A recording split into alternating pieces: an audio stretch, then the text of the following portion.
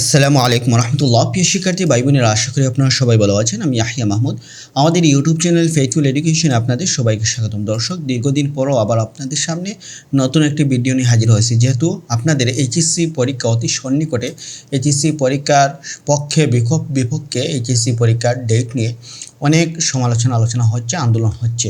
যাই হোক, আমরা বাংলাদেশ উন্মুক্ত বিশ্ববিদ্যালয়ে এইচএসসি শিক্ষার্থী, আপনারা জানেন ইতিমধ্যে আপনাদের এইচএসসি রুটিন দেওয়া হয়েছে। আমরা আজকে এইচএসসি রুটিন নিয়ে আমরা আলোচনা করব না, আমরা এসএসসির অ্যাডমিশন আমরা নোটিশ নিয়ে আলোচনা করব, যেটা গতকাল 16 জুন প্রকাশ পেয়েছে। সেটা নিয়ে আমরা আপনাদেরকে দেখাবো।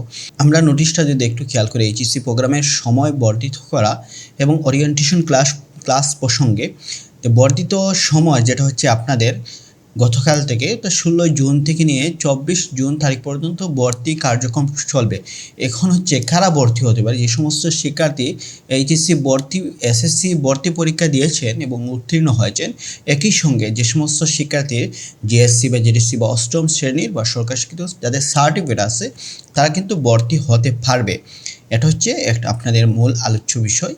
এবং আরেকটা নোটিশ দেখতে পাচ্ছি, সেটা হচ্ছে আপনাদের এখানে course registration extended time of SSC programme.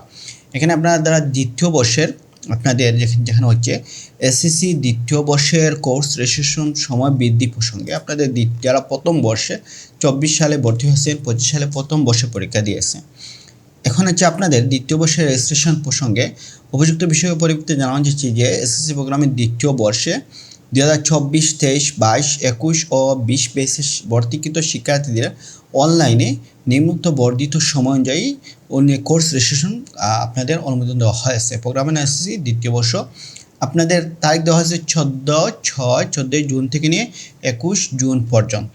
তো আপনাদের সময় কিন্তু বেশি নেই, আর মাত্র 4 দিনের মতো সময় রয়েছে।